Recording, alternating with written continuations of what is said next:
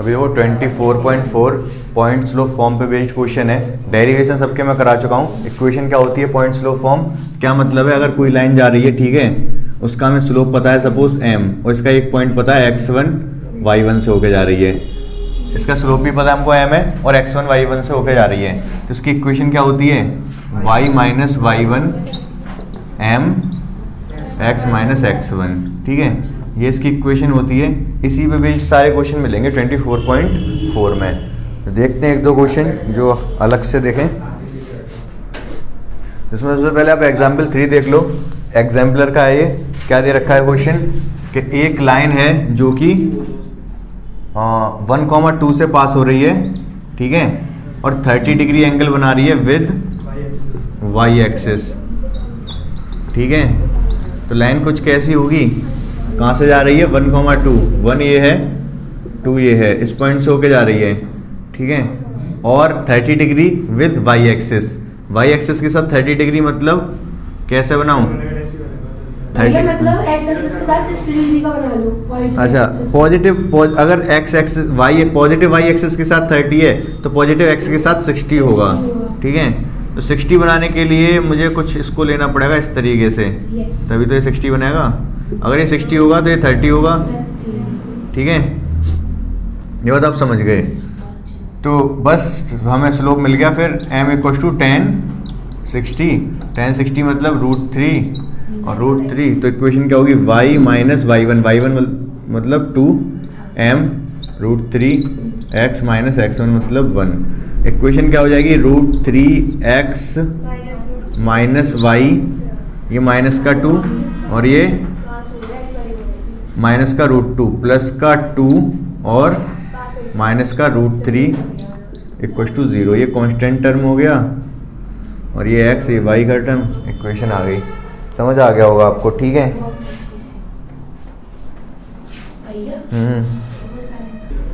एक लाइन की इक्वेशन बतानी है हमें। जैसे पहले से गिवन लाइन है, गिवन लाइन क्या बोल रही है कि कहाँ से पास हो रही है 3,0 1 2 3 यहाँ से पास हो रही है, पॉजिटिव x एक्सिस से 30 का एंगल बना रही है, मतलब ये एंगल बना रही है 30। इसको हमने कैसे घुमाया क्लॉकवाइज। क्लॉकवाइज को हिंदी में पता है क्या बोलते हैं, दक्षिणाव्रत। अब तो बुक में भी क्लॉकवाइज वगैरह लिखा आने लगा है, वैसे दक्षिणाव्रत बोलते हैं। तो क्लॉकवाइज मतलब इधर घड़ी की सुई हुई में इधर घुमाओगे आप 15 डिग्री, ठीक है, 15 डिग्री इधर घुमाओगे तो ये इधर आ जाएगी लाइन, ऐसे हो जाएगी। पॉइंट तो अभी भी इसी से जा रही है और स्लोप इसका हो जाएगा 10-15, ठीक है।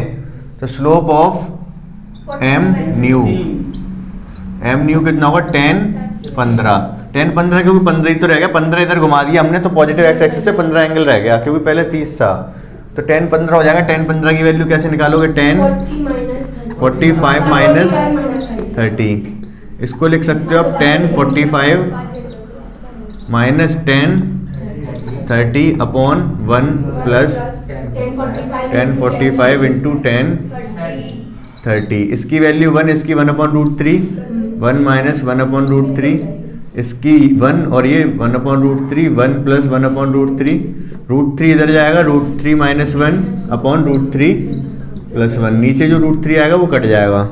ये वैल्यू आ गई स्लोप की। लाइन की इक्वेशन क्या हो जाएगी y माइनस y1, पॉइंट तो अभी भी इसी से जा रही है 0, m की value √3 minus 1 upon √3 plus 1 x minus x1, ये इधर आ जाएगा इसके साथ √3 plus 1 y √3 minus 1 x minus 3 bracket में √3 माइनस 1। रीअरेंज कर लोगे आंसर आ जाएगा, y को उधर ले जाना है केवल, ठीक है, y वाले टर्म को लिख दूँ पूरा answer √3 minus 1 x minus √3 plus 1 y minus 3 √3 minus 1 equal to 0।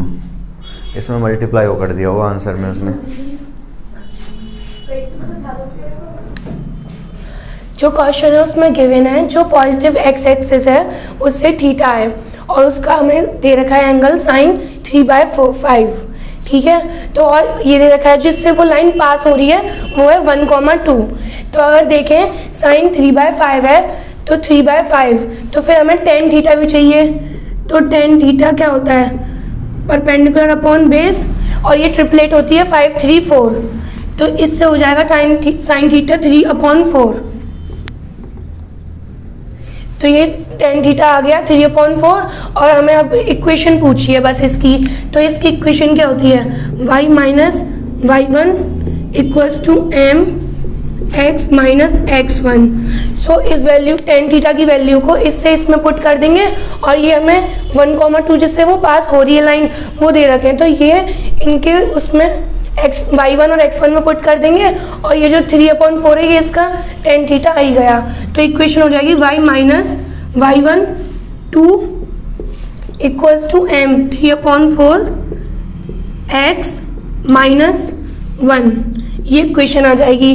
तो y minus 2 equals to 3/4 x minus 3/4, then we take LCM upon 4 3x minus 3, ये इधर चला जाएगा 4y minus 8 equals to 3x minus 3। इस पूरे को हम इधर की साइड ले जाएंगे, 3x minus 4y plus 5 equals to 0, ये इक्वेशन आ जाएगी। और अगर ये थोड़ा लेंदी, यहाँ पे ये 2 लाइन एक्स्ट्रा आ गई, तो यहाँ पे हम एक और चीज़ कर सकते हैं, यहीं से जो 4 था सीधे डायरेक्ट इनटू कर देते, तो 4y माइनस 8 इक्वल्स टू 3 ये बचा, तो 3 का इसका अंदर इनटू हो जाएगा, तो 3x माइनस 3। तो यहीं से ये इक्वेशन आ जाएगी, इसको इधर ले जाएंगे 3x माइनस 4y प्लस 5, ये भी हो सकता है। ठीक है, if you like my explanation so please subscribe and share your video. देखो नेक्स्ट क्वेश्चन नंबर 8 क्या है, वो ये बोल रहा है कि y एक्सिस पे 5 इंटरसेप्ट कट कर रही है, 1 2 3 4 5, यहाँ से होके जा रही है लाइन, और दोनों एक्सिस से इक्वली इंक्लाइंड है, दोनों एक्सिस के साथ इक्वल एंगल बना रही है, तो कैसी लाइन हो सकती है?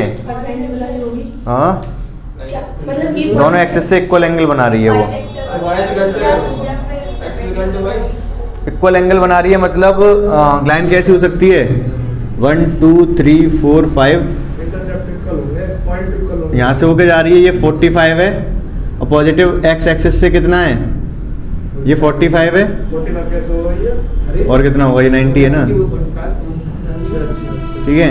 और शायद ये लाइन इधर से भी हो सकती है, देखो ये 45 किधर से है, ये एक्चुअली 135 है, ठीक है। और पॉजिटिव वाई एक्सिस से देखें तो वाई एक्सिस से भी 135 है, देख लेंगे वो कितने आंसर दे रखे हैं, एक ये तो होगा ही आंसर। इसकी इक्वेशन बता सकते हो मुझे कितनी होगी?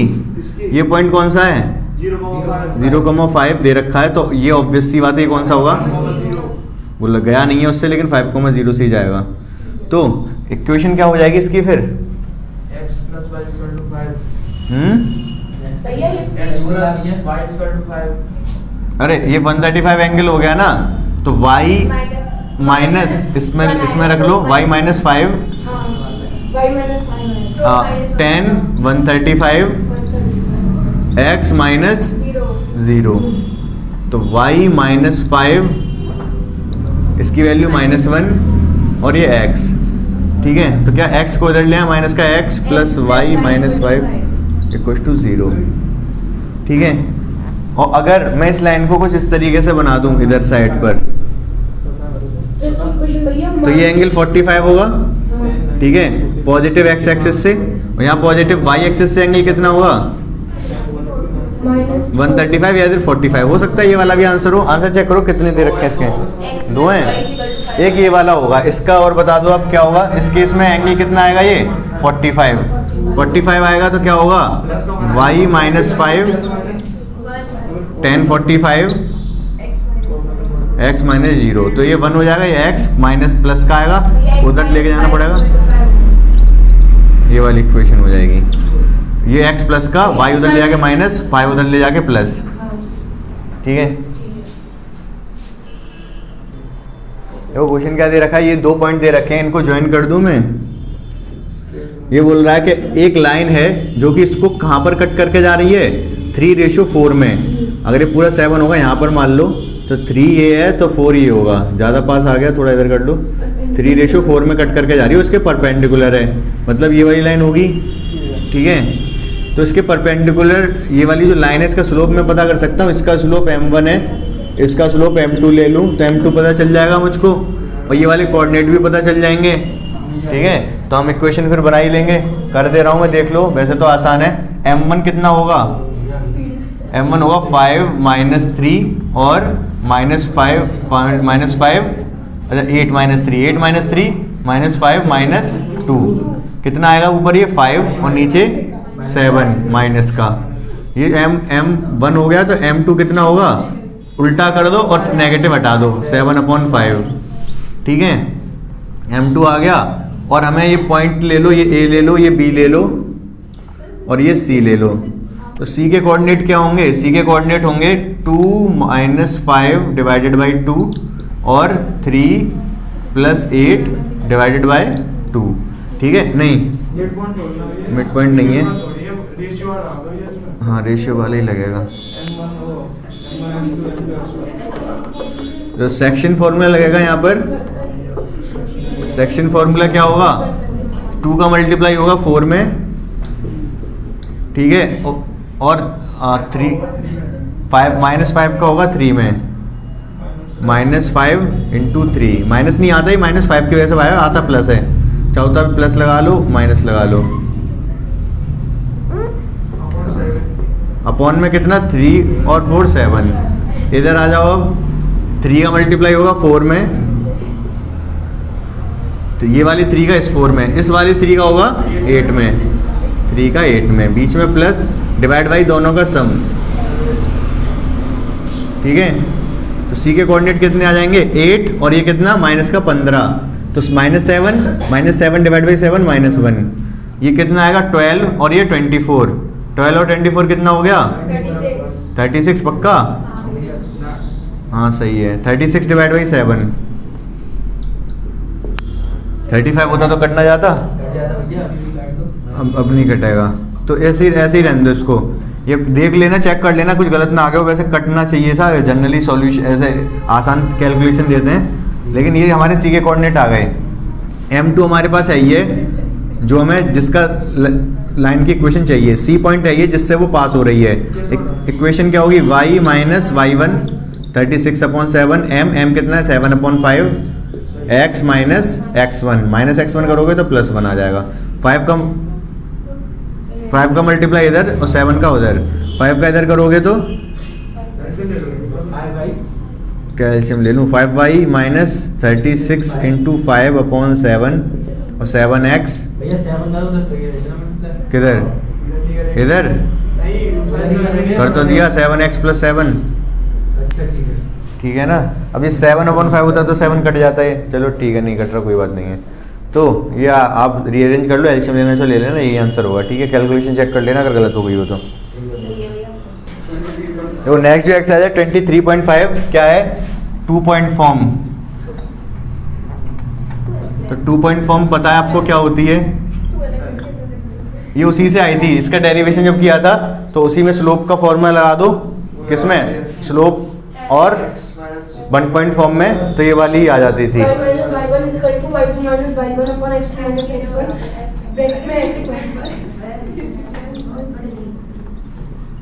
ये वाली थी। ठीक है, आज सा क्वेश्चन आसान है, मैं एक क्वेश्चन सबसे लास्ट वाली बता दे रहा हूँ सबसे पहले। ठीक है, या फिर एक आध बीच का बता दूँ, कोई 14 बता दूँ?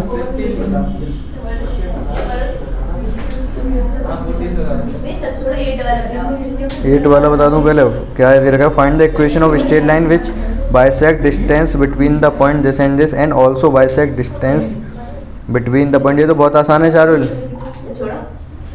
देख लो एक और बार बताऊं। 15 देखो सीधे एग्जाम्पलर वाला, क्या दे रखा है? Find the equation of the diagonal of square formed by line x0 y0 x1 y1।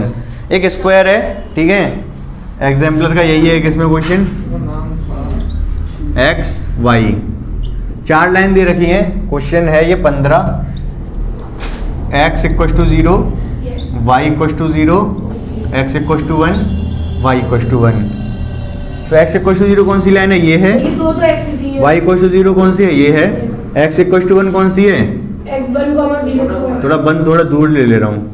ये 1 यहाँ पर, 1 यहाँ पर, 2 यहाँ पर, 2 यहाँ पर।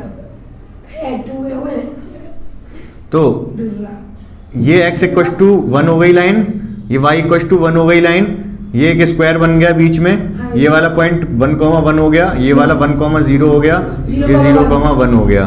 ठीक है, ये 0,0 जिसको ओरिजिन कह देते हो आप, ओरिजिन ओ छोटा है 0 बड़ा है। तो अब हमसे क्या पूछा है, इसके डायगोनल की इक्वेशन।